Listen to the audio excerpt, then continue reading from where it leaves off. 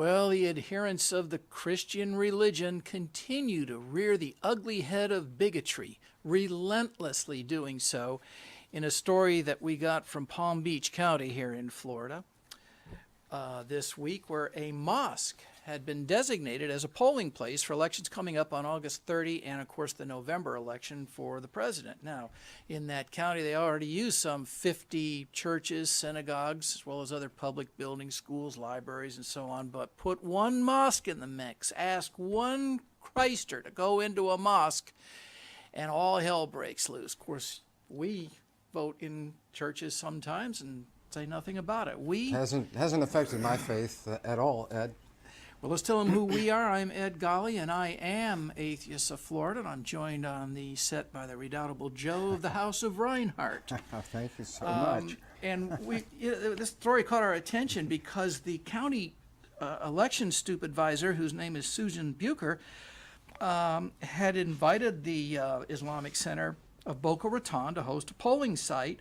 She told the center's president she received about 50 complaints, including threats of violence from people who don't want to vote in a mosque. I said 50 Christian churches. They actually use about 80 of them. A couple representatives came to her aid, but they still took it out of the mix changed to a library nearby for the polling place because of Christian intolerance. And yet, what are they so intolerant about, Joe? Well, I don't know, Ed. They call that religious freedom. In fact, they're trying to pass a First Amendment Defense Act in favor of religious freedom. Conversely, of course, when we behave in that manner, or when we criticize or object to being treated in such a fashion, then they call that religious persecution. So we clarify for our viewers the difference between the two. Sometimes it's hard to tell. It depends on whom you're criticizing and for what reason.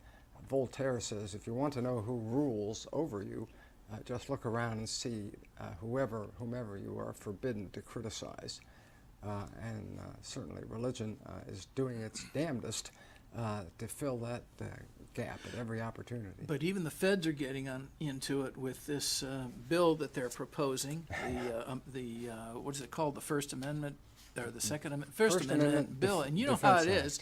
If you want to put more pollutants in the air, or you want to level more forests or dump more poison in the water, what do you do? Act. It's the Clear Air Act, the Clean Air Act, or the Healthy Forest Act, or of course the Clean Water Act of 2016 means we're going to do more destruction to these things. And the same thing happens with respect to civil liberties. So this bill that's now being considered is the go ahead. Let me toss it to you. Yeah, I'll just read a quick synopsis. Give us the title of it, though.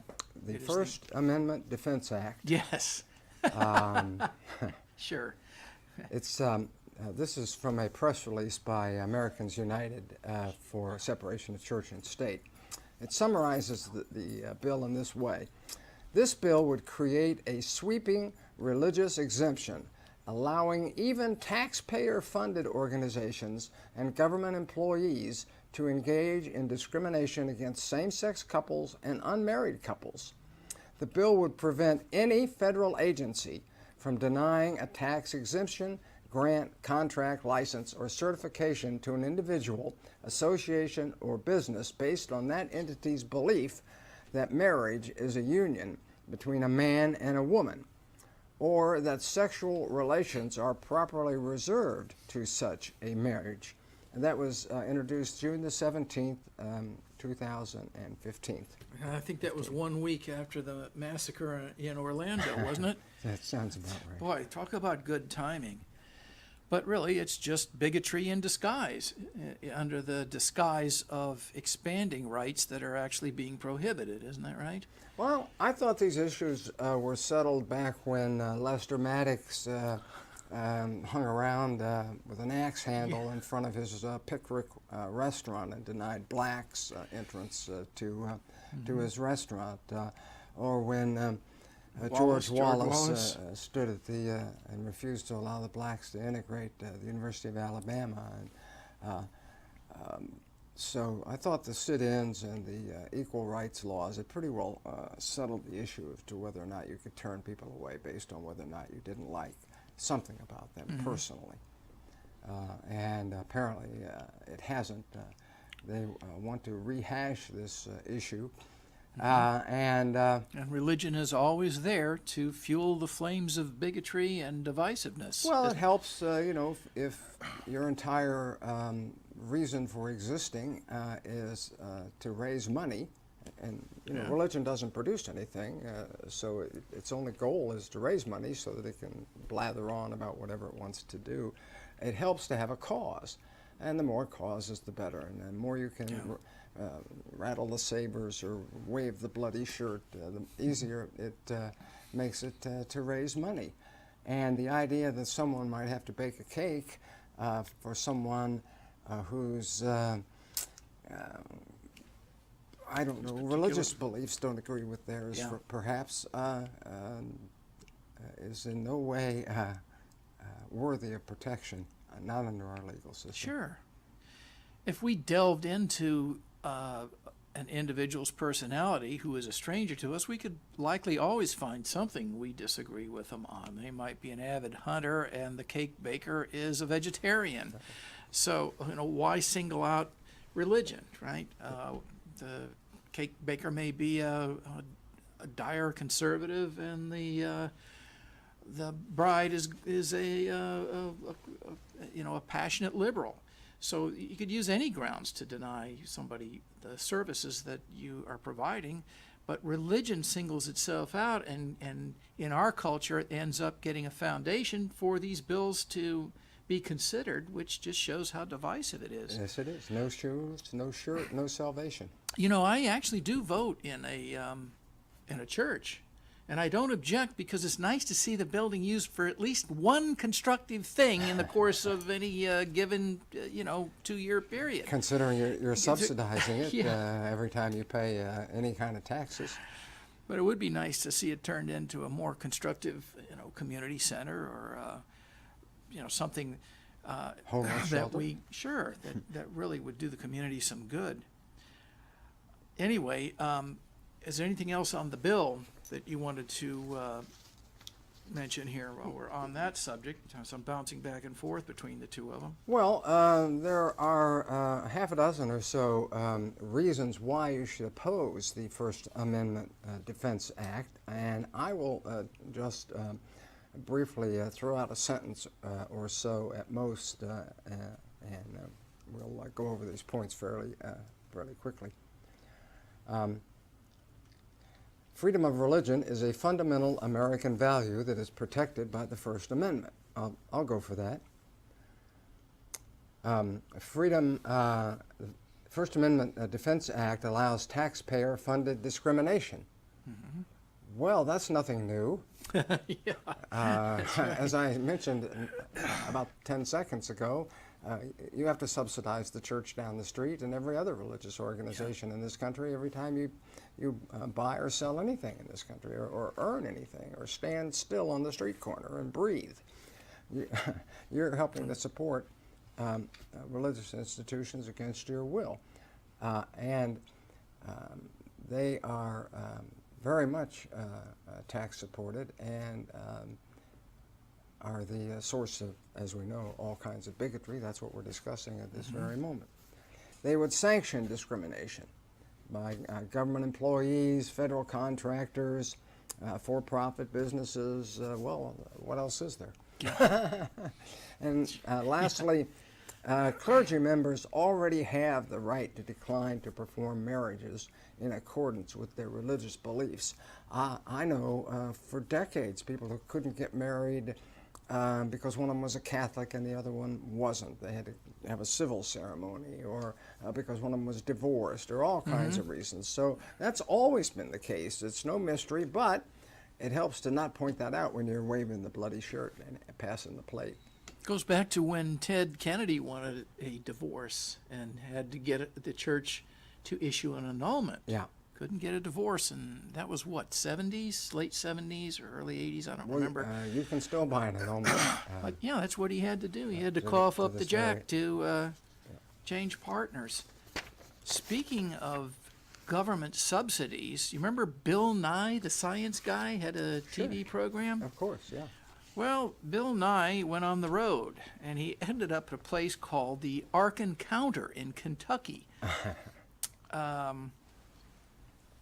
me fill you in on a few facts here. This is kind of interesting. He doesn't really subscribe to the idea that a gargantuan wooden boat filled with pairs of wild animals once floated across a flood that covered the entire earth. So he went to visit the people who do, and the boat they built to prove it. So now Nye has become the first high-profile visitor to the Ark Encounter, which is the Noah's Ark Museum that opened just last week, and we're doing this program around mid-July of 2016. Williamstown, Kentucky. They must be proud to have such a monument in their backyard. Well, it only cost $100 million to put this raft together, and for $40, a visitor can step into the 510-foot-long ship filled with exhibits on Noah. The ministry says he lived to be 950 years old. Can you imagine paying his Social Security bill? He works for 40 years and gets, 820 years of Social Security? He could single-handedly bankrupt the Social Security. Do they have the exhibit where he's passed out drunk and his son comes in and finds him uncovered? I'm not sure if that might be down in the bilge where it belongs, but they didn't mention that it's there. Actually, I think the Ark isn't quite finished yet, but it's finished enough they can open it. And, of course, his animals are in there, about 7,000 on board, and the year-long flood, which ended with a rainbow.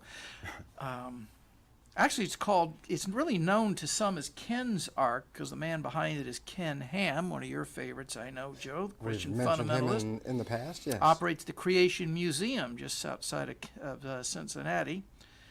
Like most Christians who accept a literal interpretation of the Bible, he believes the earth's just a few thousand years old and has a piece of paper to prove it. His museum and ark are meant to convince others to believe the same. Well, that mission was not achieved when Nye, clad in his usual bow tie and accompanied by a crew working on a documentary about him, made the trip to the ark. And what Nye said was, I wanted to see how successful this thing is or could be, and I wanted to see how children are reacting to it. His takeaway? The kids are being brainwashed. Well, of course they are. And how hard is it to brainwash a kid, 8 or 10 years old? The Freedom right? from Religion Foundation has sent out letters to 1,000 school districts pointing out that organizing field trips to the Ark Museum could get them sued for promoting religion by way of the schools, because the Ark is there. I mean, its stated purpose is there to convert people to the evangelical religious point of view, or basically to save them for somebody. Well, as he toured the Ark, Nye spoke to groups of children to tell them the age of Earth has nothing to do with religion. He took selfies with many of them and could not help noticing how unfinished the museum looked to him. He said, I guess they're using the same cranes that Noah used, the same brand, he cracked. He said he hopes the project goes bankrupt and closes before it's even completed. But what's colorful is some of the comments that came in over the internet in response to the story. One fellow says, okay, obviously we have similar fantasy theme parks in the United Kingdom, where we had Camelot in Charnock, a quaint theme park based on the myths of King Arthur and the Knights of the Round Table. However, this seems a lot more insidious. The brainwashing of the under-10s shouldn't be publicly funded.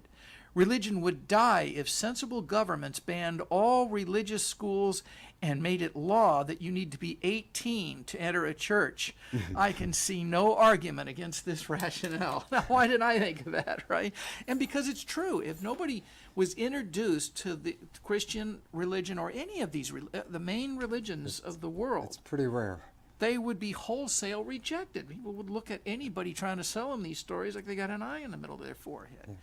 So you've got to get the kids, and of course that's something we've known all along. Well, that's why the competition about prayer in schools, the programs that we've done here locally about the Idlewild Baptist Church and their working with the Filtration local into school. the public schools, right? Yeah, and they're having been restrained, or at least constrained, by the Hillsborough Council from many of the types of activities they were engaged in. So it goes on all day, every day, at every level, and you know, give me the child, I will give you the man.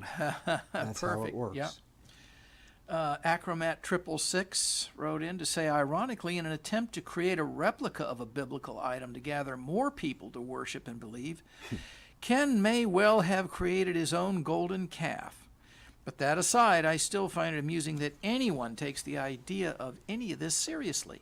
There is no time in history when that thing could have fit all animals in it. God would still be extraordinarily capricious to have saved only 2 of each species, as the animals had done nothing wrong, creating things that get so far out of control you feel it necessary to create a flood that has never been proven to have occurred. Well, As with everything in the Bible, there's a litany of things wrong with it. I'll just finish. He says, Ham seems to hold on to his faith the same way a child holds on to their favorite fairy tale. In fact, that's pretty much exactly what we have here. And also, in fact, God saved 7 of all of the clean animals. He only saved 2 of the animals that were not clean.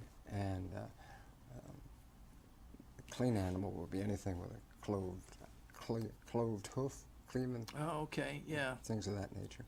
So that would be a lot more animals than they're even talking about there. But again, you can wave that off. If you can build this ark, if 4 or 5 guys can throw together an ark of this size and magnitude, it would have taken them, I don't know how long. It took Ken Ham and an army and $100 million to build it. So we still aren't finished. Yeah. If they could even build the thing, that's miraculous enough. But I don't think Ham should be allowed to gloss over the fact that Noah did condemn a large segment of his offspring to slavery by virtue of the fact that just one of his sons or grandsons happened to stumble in upon him while he was asleep, passed out, drunk, and uncovered. You can draw your own mental images. I won't get too graphic about what that entails. And of course, the fundamental flaws of the story are that, right, they couldn't have, this is something 4 guys couldn't do with hand tools, even if they had 200 years. By the time they got up the 3rd deck, the foundation would all have decayed. They didn't have ways to treat wood. I suppose you could argue that they had harder woods, but that only makes it harder to cut the trees and to mill them into boards. And if God could do anything, why didn't he just say, here's the ark? Exactly. What's the difference? Of course, the prospect of getting the animals from continents where they were isolated is ridiculous, or that they could get back there. The idea fact that if the world was flooded for a year, you'd have a very definitive, undeniable geological record of that you could find anywhere in the world. Well, that's in fact, why we you have see the just Grand the Canyon. opposite. None. Ken Ham will explain to you I that's did what not the Grand know that. Canyon Well, maybe I is need for. to wake up and listen. And of course, flooding the earth for a year would leave nothing but muck. When it looked a little bit like the East Coast with the with all the algae, except it would just be muck, and there'd be no way for the surviving animals to survive. They'd have nothing to eat. Even the ocean-bound creatures would not be able to survive because The water pressure. they need to go into estuaries and shallow waters to have their nurseries. Right? They reproduce many of in them, the so many of them do. That once those are destroyed, then of course the species that didn't survive, would irreparably break the painstaking chain of life. That is all interdependent. I hope, right? I hope I'm not being microscopic too to the doctrinaire by pointing out that God, the omniscient, all-knowing, all-seeing creator of the universe, had to know that all of this would occur, and that it wouldn't really do any good to drown everybody, that the sin would come right back along, and he'd have to send himself in the form of his son, or his son in the form of himself, both, so he could have himself murdered. So that begs the question, since he knew all of this, why all of this agony? Why all of this suffering needlessly? Why not just start with Jesus and save us all a lot of time and trouble? Well, I guess then you God don't have the works- feature-length film. God works in mysterious Yes. ways. I know. Right. Anyway, I think the general consensus from the community of reason is that this whole project is really harmful to science and to progress, and in a time when our country needs to be competitive with the rest of the world. We need to be moving beyond these myths and superstitions so that we can really be competitive in the world of science that is taking the rest of the Western world and of course, the Eastern world, China too, I don't into see a how very you- progressive future. I don't see how you can be so far off base. At one time, even the president of Yale argued that if God wanted you to die of smallpox, you should just damn sure go ahead and die of smallpox, and that they ought not to vaccinate people against it because it interfered with the hand of providence. So I don't think that, from a religious point of view, you have a leg to stand on, no pun intended.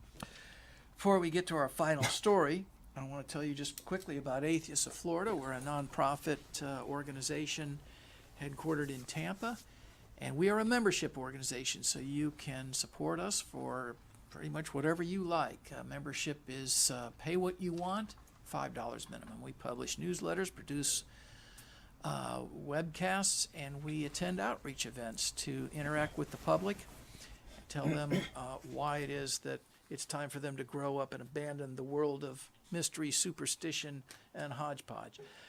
Easiest way to find us on the internet, AOF.NGO. Gets you to our website, which tells you more about Atheists of Florida and some of the services that we offer to our members. And you can, of course, connect with any of our past newsletters or these exciting videos that we make that would probably keep you up into the wee hours of the morning following the topics that we discuss here. Ed Golly with Joe Reinhardt. Joe, a Belgian court has fined a Catholic care home for refusing to let a terminally ill woman receive a lethal injection on their property. Now, as you know, that in some states now, the progressive Western states and many countries in Europe, death with dignity is now an acceptable issue that is no longer debated. This story goes back to 2011 when doctors went to a nursing home in northern Belgium to carry out a euthanasia request by a woman who was 74 years old suffering from terminal lung cancer, but the medics were refused access by the staff at this Catholic home, this nursing home. Relatives of the cancer patient later moved her out of St. Augustinus so she could be given the injection. But earlier this year, the patient's family members took the case to court where they argued that the patient suffered unnecessarily from the home's decision. 3 judges on the civil court panel unanimously ruled that, quote, the nursing home had no right to refuse euthanasia on the basis of conscientious objection, or unquote, and the organization that is behind the home was ordered to pay about $6,700 euros converted to American currency in damages to the patient's family. So that'll teach them a lesson. Belgium legalized euthanasia in 2002. That puts us, 14 years behind them? Well, what the heck? They were a country long before anybody knew that North America existed, so one would expect them to have a little bit of a jump on us. But come on. Euthanasia, we haven't gotten that far yet, and why? It's always the same old thing, right? It's religion imposing its bigotry on all of us. Right. It's just like you always say. Whether you want to be imposed on or not. Yeah. If you think abortion is immoral, don't have one. Don't have it. If you think euthanasia is immoral, lay there and suffer. But you have no right to impose those idiotic beliefs on the rest of the culture. It's basically not in a free society basically protected by Constitution. it's like saying, look, I'm on a diet, and therefore you are not going to have a cookie. Okay, so I think that can wrap it up for this one, and I think that we make progress, but it's very slow, and it's because we talk about these things and we report them, and we really don't.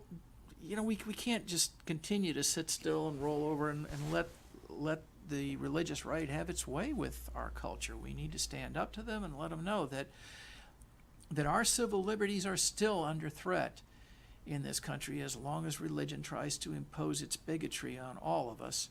We need to elect politicians who won't stand for that anymore, who won't be bought off by them, and we need to keep anyone under 18 out of a church. Final comments, Joe? Ed, I don't see how I could possibly add anything to that. Well, in that event, I thank you for joining us on this edition of the Atheist Forum, and look for us in the future. We've had these programs in production for a long time in one form or another. We continue to produce them in the future, so we'll hope you'll look in on us occasionally. Along with Joe Reinhardt, I'm Ed Golly, reminding you, if the story seems a little bit too implausible to be true, what's the rest of it? Oh yeah, don't believe it just because somebody wrote it down. Make them prove it.